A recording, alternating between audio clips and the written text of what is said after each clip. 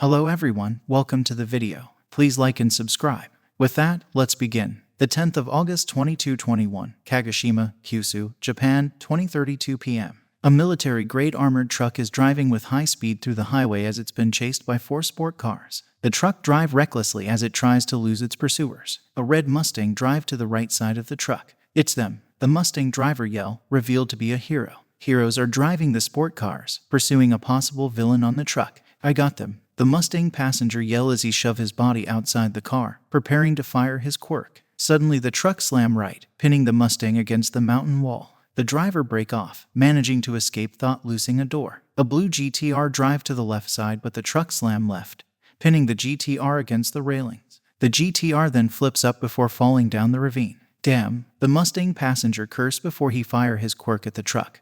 But his attack's only leaving a small dent as the truck is armored. I can't pierce it, the Mustang passenger claimed. I'll get closer, the Mustang driver said before accelerating. As the Mustang gets closer, the passengers start firing again, still to little effect to the truck. The truck suddenly drops something on the road, and when the Mustang drive over it, EOOM, the red Mustang exploded. The truck has dropped a mine that destroyed the Mustang. The remaining orange GT86 and white Camaro continue the pursuit. The white Camaro drive past the truck before a female hero shove her body out from the car and launch an electric strike towards the truck. The electricity barely even affected the truck, and the truck rammed the Camaro, making the hero to flung away to the street, and the car is totaled. The lone orange GT86 pursued the armored truck alone. As it tried to approach the truck dropped a mine on the road. The GT86 driver spotted the mine and avoided it, but the mine exploded in close proximity, swirling the car violently. The truck dropped multiple more mines. The GT86 tries its best to avoid the mines and stay on the road as explosions swirl the car left and right. Just as the mine no longer dropping, the GT86 accelerate only to find the truck is braking. Taken by surprise and too close of distance, the GT86 crashed into the truck's back, damaging it severely. The truck then drive away after managed to eliminate the pursuing heroes. We lost all the hero pursuit team. Damn, we lost too much just trying to stop them. We should never involve heroes into this. They're untrained for this type of mission. We're severely lacking manpower. We have no choice. Strike team is already in position. We're ready to go. Command. Good luck. And I already send case back to the hero's location. The truck continued to drive through the highway unopposed when it reached a bridge, midway across the bridge. EOOM. The truck suddenly is struck by a missile. The truck roll over the barriers and fall down to the river before landing violently on the riverside as 2 Fahrenheit 35 seconds fly above. 2 Quinjets then landed near the wrecked truck, offloading the troops. The soldiers moved carefully to the wrecked truck when one of them spotted someone near the truck. Ranger Corp. Hands where we can see them. The soldier yelled as he and the other soldiers aim their rifle at the person. Whoa, relax. Everyone. The person raised his hands while facing the soldiers. Pro-hero, Hawks. I'm not an enemy. Hawks claim. Sigh, you shouldn't surprise us like that. The soldier said annoyed as he gestured the others to stand down. Heroes are involved, so I thought it's alright for me to approach the truck, Hawks explained. We have procedure, Hawks. Anyone inside? The soldier asked. No, whoever inside this truck is gone. And they're not vaporized by the explosion either, Hawks reply as the two of them look at the empty truck. They then open the back of the truck and find a life support machine. Clear, the soldier said as no one is inside the back of the truck. A life support machine? Huh, Hawks said. It's very high tech. Whoever inside of this machine must be very important, the soldier claimed. A new type of Namu, maybe, Hawks assume. That's the last thing anyone wanted, the soldier said before exiting the truck. Command. Truck secured. Negative on hostiles or important package, he informed. Copy. Retrieve team will arrive shortly, command reply. Who are they transporting? There's no one major that the villains have anymore. All for one, Shigaraki and Redistro are all dead, Hawks wonder. 10 kilometers east from the crash site. A man with life support jacket is walking slowly through the forest until he met a group of people waiting for him in front of some Hummer. It seems that you are fine. 9, someone greet the man, revealed as 9. It was worth it, 9 replied before looking at the nighttime Kagoshima city below them. The experiment was a success, he claimed as his eyes glow bright yellow. Nabu Island, 1,000 kilometers south of mainland Japan. Japan's southernmost island, only 150 kilometers from Taiwan. Being so south from mainland Japan means Nabu Island enjoy a lot of sunlight from the warm climate, an ideal tourist spot with its beautiful white beach and clear blue sea. Unfortunately, the island is close off and all occupants are forced to evacuate from the island once WW3 begun. The terrorist-controlled Chinese military tries numerous times to invade and occupy the island due to its strategic location close to Taiwan. Fortunately, the Allied Combined Pacific Fleet managed to stop any attempted landings on the island. The island still suffers numerous damages due to bombings, but the damages were not severe enough, and once the war is over, it took only 2 months before the island is reopened for tourist destination, where most of our protagonists of this story are located right now. Beautiful beaches. Tourists are also enjoying the view, a beautiful and calming view for most of them after 6 months of death and destruction. Unfortunately, there are those who enjoying something else, something unappropriated. Hey, let's have fun together. 2 teenage boys are harassing 2 teenage girls. No thanks, the 2 girls denied in disgust. Don't say that. The 2 boys yell as they try to chase the girls, only for them to fall face first to the floor. What is this? I can't take it off. They both said, confused as their feet are stuck by purple balls on the floor. Everything is all right, ladies, Minta said, smiling in front of them. Unfortunately for Minta, the girls run past him and congratulate Ajiro, who happened to be behind Minta. Thank you, you saved us. The girls are fangirling Ajiro, who became nervous. No, this time it wasn't me, Ajiro denied, blushing nervously. I'm down here, Minta complained, but got ignored. On another part of the beach, Shoji is using his quirk as a lifeguard. Isui, at 70 meters towards the rocks, a child's drowning, Shoji inform. I'm going, Isui reply as he hopped into the water and started swimming towards the kid's position. On the surface, Sato is rowing his boat at high speed towards the drowning kid's position. The poor kid is swept under by the wave, but fortunately Isui used her tongue to lift the kid out of the water just as Sato arrived. Sato then grabbed the kid and bring him to the boat. You okay? Sato asked while exhausted, making his face looks creepy. Terrified by Sato's face, the kid started crying like Kanon Midori. Why are you crying? Sato asked, confused. He's scared of your face. Isui's sweat drop on the water. Back to the beach. Swimming prohibited. Swimming in the rock zone is prohibited. Dark Shadow announced while Zero create a massive no trespassing sign with his tape. From here is dangerous. You can't pass, Zero announced before the tourists applaud them for their hard work. It is not a show, Todoroki commented from the food stalls. Shoto, can I ask you for more ice? An ice cone stall owner requested. Sure, Todoroki replied before creating a man-size ice shard. Here, Todoroki nonchalantly said. It's too much, the man said, surprise. On top of a hill, a young boy and girl are watching from above. Yua, so many heroes, the young boy said in awe as they watch Class 1 doing their work. Yue, Hero Office, Nabu Island Suburbs. Yes, we'll be there, Mina reply on the phone before hanging up. Kaminari, Mr. Matsuda's battery failed again. She told Kaminari. Again, Kaminari groaned that old man should already buy a new one. He complained as he walked away. Cheer up, chargeable. Mina encouraged. Let's go. Uraraka and Gyro encourage as well. Let's go. Kaminari yelled excited before running outside. Hello, you're calling the UA Hero's office. We will solve any problem shiningly. Aoyama explained flamboyantly on the phone. Have you found the lost dog yet? Toru asked through the phone. I just found it. It is well and safe. Kota replied as the dog is licking him. Nice job. Now you have to find a parakeet. Toru replied. My little brother is lost. I can't find him anywhere. A girl said desperately on the phone that Uraraka is receiving. Stay calm, okay. We can help you. Everything will be fine.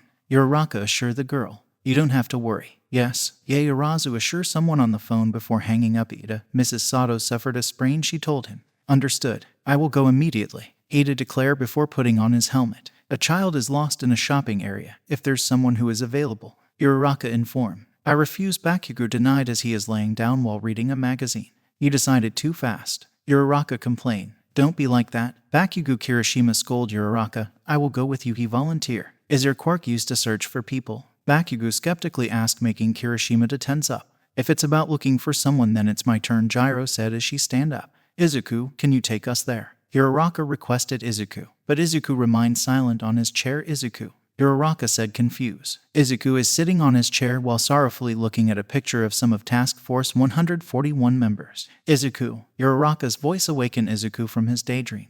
Oh, sorry. My mind was somewhere else. Izuku apologized. What do you need? Izuku asked. We have a missing child near the shopping area, Kirishima said. I'm on it, Izuku said as he stand up. Are you okay, Izuku? You looked sorrowful earlier, Uraraka asked worriedly. I'm fine, I just remembering the good old days, Izuku said before he put away the photo. Achako, with me. Bring your helmet, Izuku said as he walked to the front door. Stay here, Kyoka. Who knows, there might be another missing person, Uraraka told her while grabbing her helmet. Got it. Gyro comply. Outside the office, Izuku and Uraraka walks toward a parked motorcycle at the office's driveway.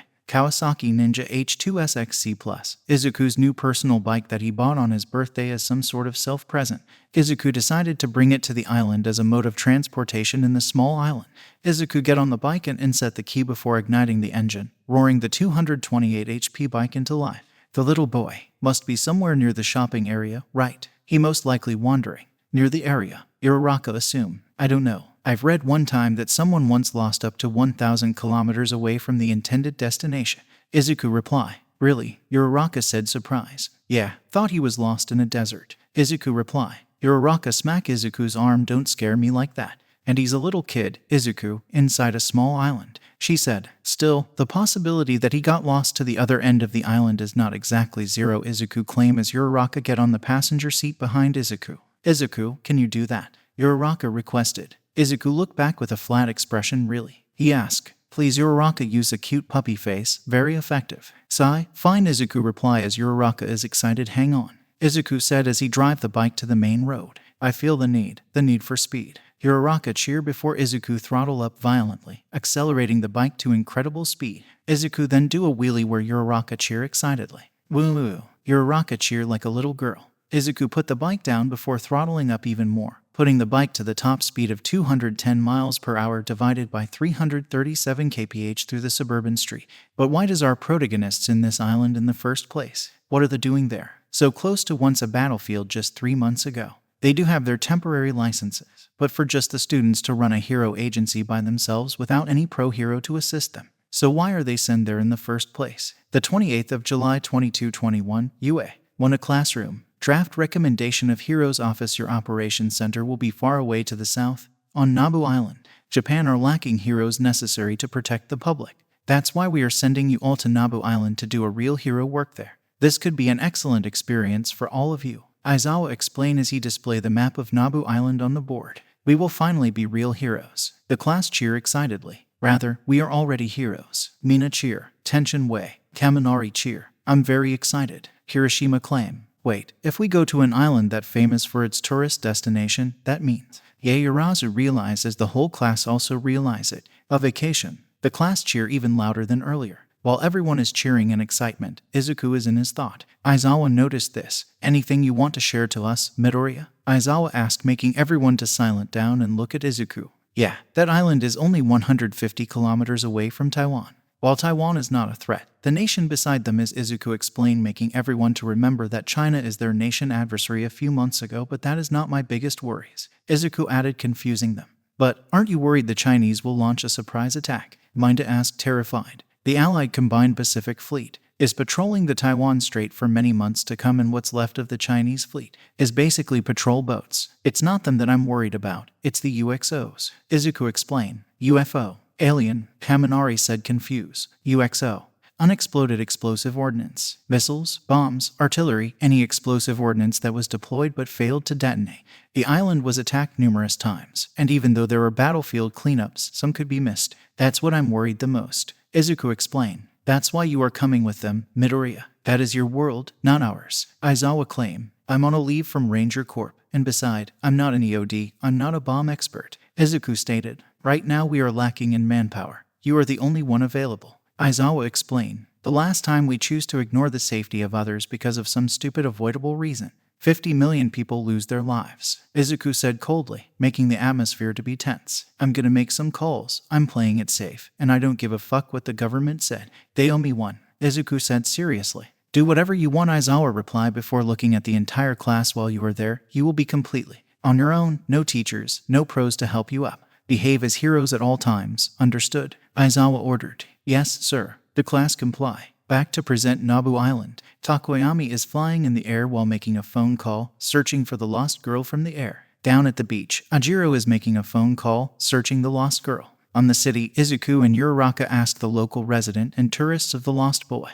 They drive to several spots of the city asking people, while Izuku also actively looking for any sign of a lost person on his wide map. On one part of the island, a landslide blocked the road. Aoyama and Mina are tasked to clean the rubble, gaining applause from the people stuck there once the road is cleared. Ida is carrying Mrs. Sato on his back while running through the suburban. They wave at a farmer as they run past him. On the docks, Kirishima is helping a family with their truck when the baby on the mother's back began to cry, panicking Kirishima. On a factory, Kaminari recharged Mr. Matsuda's tractor back to life. Yaorazu is on Ms. Suzumura's house. She created a wrench to fix a broke-down scooter. Ms. Suzumura give her gratitude by giving Yaorazu some snacks. Izuku and Uraraka is driving towards a hill leading to a playground.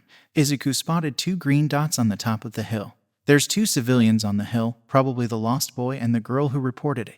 Izuku then throttle up and head to the hill. Once they arrived there, Izuku parked his bike and the 2 of them hop of the bike. He's probably up there, but there's someone else up there, probably the sister, Izuku told Uraraka. Did they already meet each other? Uraraka wonder. Only one way to find out. Zero gravity me, Izuku told Uraraka. Uraraka then touch Izuku and activate her quirk on him, making him to float on the spot. Izuku then ignite his thrusters, propelling him into the top of the hill. On top of the hill, a young boy is searching for his sister. Where are you? The boy yelled while searching for his sister when suddenly he hear. Release. The boy look up and see Izuku falling from the sky before landing heroically on the playground.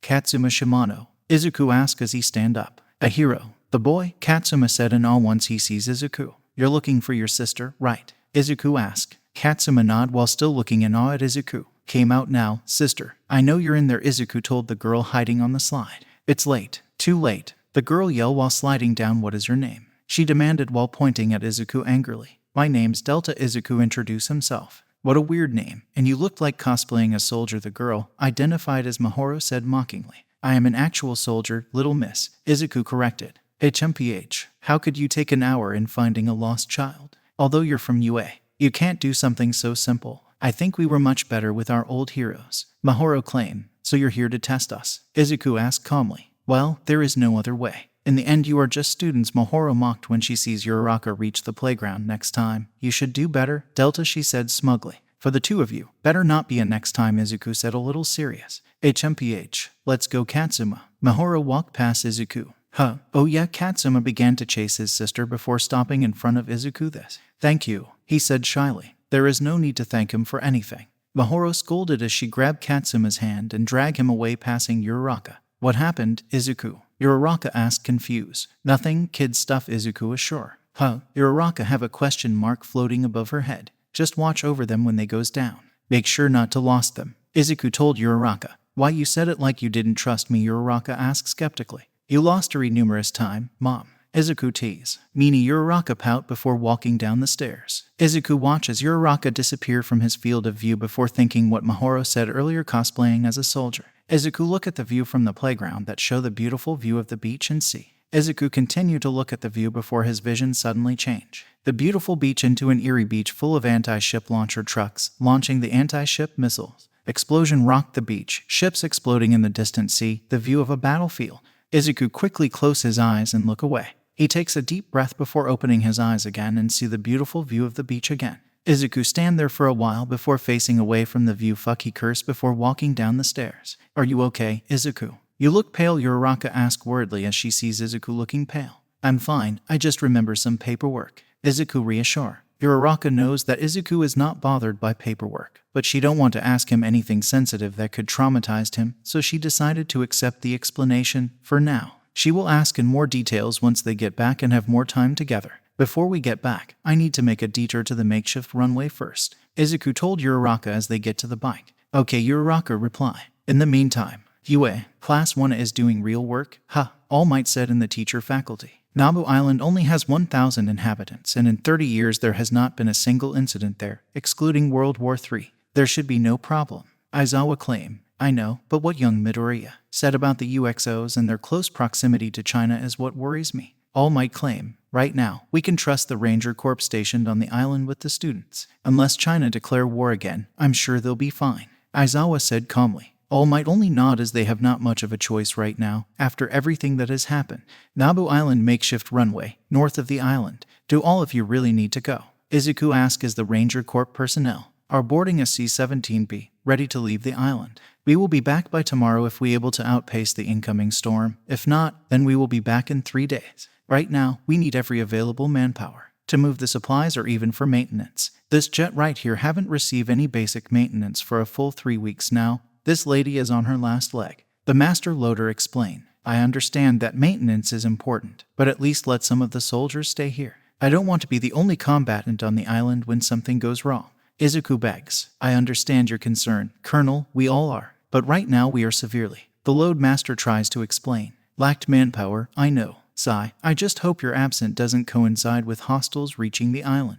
Izuku sigh. Well, the Chinese are still a threat despite the destruction of most of their forces, but the chances are slim. And a villain attacking the island is even more slimmer. Just hope that you are overthinking it, sir. The Loadmaster said. I hope that as well. Okay, keep up the good work, Izuku replied. Yes, sir, the Loadmaster complied before resuming his work. What the situation? Uraraka asked while sitting on Izuku's bike. If anything goes south for the next 3 days, I'm the only soldier on this island. Izuku replied with almost no emotion. 3 days is not really a long time. And with the storm coming in, the only thing that will go south is people asking for help from the storm. Uraraka tries to assure Izuku. I hope that's the case. Izuku nods slightly before looking at Uraraka. Let's go back, he said. Okay, Uraraka comply as Izuku get on the bike. Timeskip, 16:24 p.m. UA. Hero office. All of class 1 is slumped down on their chairs in exhaustion after today's work. Untired. Sato groaned. We have given our plus ultra beyond what was necessary. Kaminari claimed exhausted.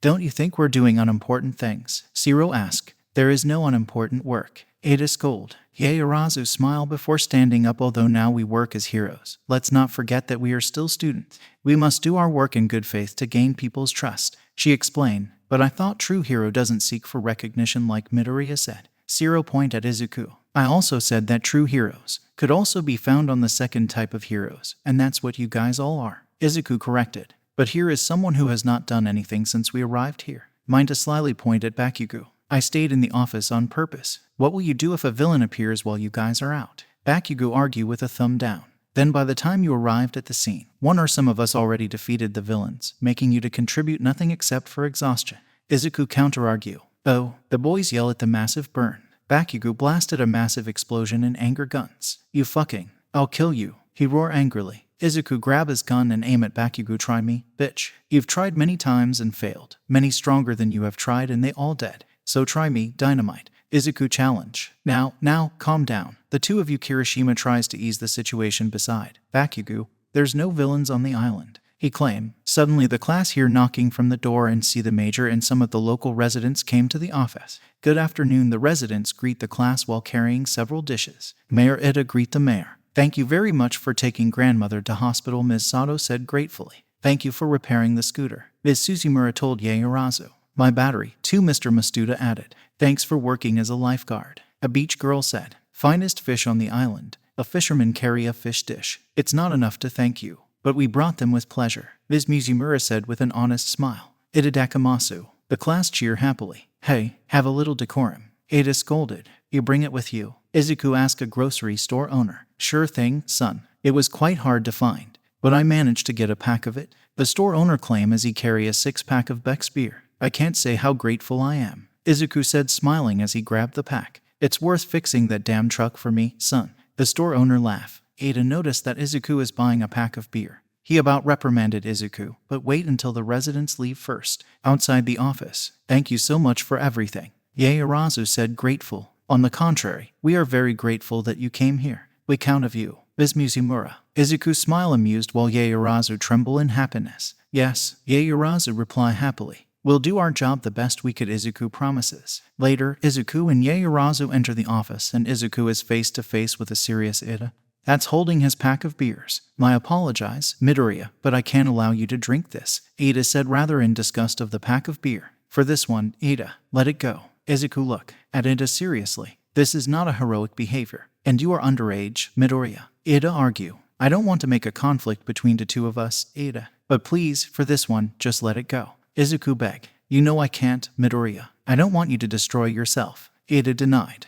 I don't drink this to get drunk, Ida. In the matter of fact, I can't get drunk. I have a fast metabolism and my physiology is different from normal human. I can't get drunk. I drink that for a different reason. Izuku tries to explain. I still cannot allow you to drink beer, Midoriya. This is morally wrong, even if you didn't try to get drunk. Ida argued. Their argument started to gain attention of the others who silently listening to them. Ida, I don't want to use my authority on you if I don't have to, but I will if you didn't give me the beer back. Izuku threatened. Why do you wanted to drink beer anyway, Guns? You said you can't get drunk, so why did you drink it? To feel sorrow, Bakugo asked rather mockingly. to honor my fallen brothers. Izuku suddenly yells, surprising everyone. Me and my comrades, my brothers, always drink that brand of beer every time we finish a mission. As it right now, I am the only few of us that can drink that, since most of them cannot anymore. Izuku explained the truth. Ada is taken back by the truth, and so does the other classmates. Izuku has been hiding a deep pain for himself. He may look happier compared to when he first arrived back, but deep inside he is still hurt.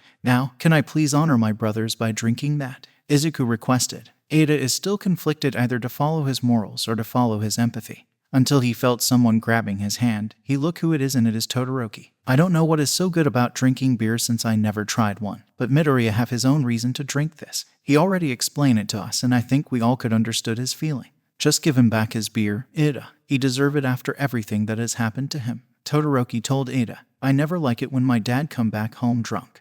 But he do it because he is stressed out by his job and tries to ease it. Midoriya is more stressed than any of us here with his job and responsibility. But I'm sure Midoriya is responsible enough to not get drunk, even though he told us that he can't get drunk. Toru explained, please don't hurt him more than he already is. Ada Uraraka pleads. With a heavy heart, Ada decided to give the beer back to Izuku. I hope you don't destroy yourself by drinking this, Midoriya. Ada said rather sadly, drinking this won't break me. Ada Izuku then walked past him. Because you can't break what's already broken, he claimed before walking away. Ada and the rest of the class look at Izuku surprised, but before they could ask him anything. All right, let's eat, and this conversation is over. Non-negotiable, Izuku said seriously. Eat, he simply said, and everyone began grabbing plates and food, choosing not to annoy Izuku more than he already. 19:54 p.m. Gacha Sasame Cheetah, the class said after they finished their diner. Those people were very kind. Choji said, right now, I am very happy to be working as a hero. Asui claimed happily. On Uraraka nod in agreement. Bakugo grunted before Kaminari, Kirishima, Shiro, and Sato walk in front of them. Bakugo, we will take a bath and go to sleep. Kaminari said, you will take care of the cleaning. Kirishima told Bakugo while saluting. Bakugo takes some seconds to process the information. Why me? He finally yelled, well, you haven't done anything, so you have more energy than us, Kaminari argued. Bakugo tense up. Damn you, he said irritated. Ada is about to go to bath as well when he sees Izuku sitting on the porch with a beer on his hand. Midoriya, don't get drunk. He told Izuku again. I only opened one bottle, Ada, and it's not even half empty yet. Normally you can't get drunk with just one bottle, unless you're drinking something with ridiculously high alcohol content. I can't and won't get drunk, don't worry about me. Izuku assured. Okay, I know I sounded like a jerk, but I'm just worried about you, Midoriya. Ada explained. I know, and I appreciate that. Izuku replied before drinking his beer. 22:21 p.m. When most of the students have fell asleep, Izuku is still awake and watching the view from the porch while drinking beer. Can't sleep? Izuku asked to the person behind him, and turns out to be Uraraka. I'm about to ask the same thing. Uraraka replied as she approached him. I need to wait for the blonde Dynamite to return first. I don't want him to make a mess. Izuku explained as Uraraka sit beside him. How many bottles have you drank? Uraraka asked a little worried. Only one, still from earlier. Izuku replied pointing at 5-pack of beer on the table. That's a long time for just one drink. Uraraka commented. I don't drink this for the taste. Every sips is an honor for those who can't drink it anymore. Izuku explained before taking a sip. Anyway, what a good view, right? Izuku changed the subject as he pointed the view around the office. Yeah, too bad we can't bring Eri with us. She'll be very excited. Uraraka agrees. Luckily your parents are kind enough to babysit her while we're here. Izuku said. They find her very adorable.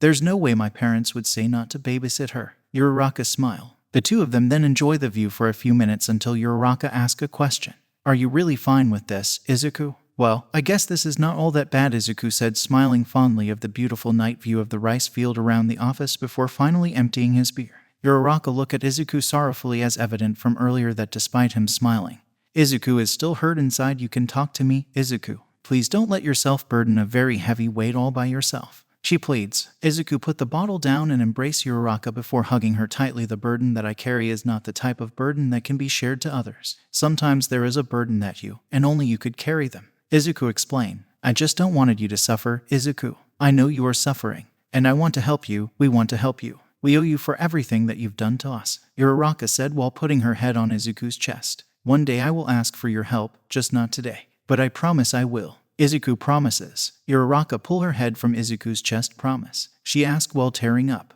Promise. Izuku promises before the two of them kiss. The two then break the kiss after 10 seconds. I'm going to bed, Uraraka said. Then get some sleep. I'll wait till Dynamite arrive. Izuku told her. You're not going to join me in bed. Uraraka surprisingly seduce him. Izuku look at Uraraka surprised. Now, calm down there. We're not here on vacation, Izuku said. For some of us, it does. Uraraka teases. Don't bite more than you can chew, or you might regret it, Izuku playfully threatened. Uraraka then giggle. I know. Good night. She then get up from Izuku and walk up to the bedroom. Night, Izuku reply before he grab his beer bottle and throw it out the trash bin and walk to outside and enjoy the night sky. Just then, Bakugo is back from his nighttime patrol. What the hell are you doing here, Guns? Bakugo ask annoyed. Waiting for you, Izuku reply. TCH, I don't need someone like you to wait for me, Bakugo grunt annoyed. Yay, just get in and I'll lock the office. Izuku reply annoyed when he spotted Katsuma standing on the gate. Katsuma, Izuku said surprised. What are you doing so late at night?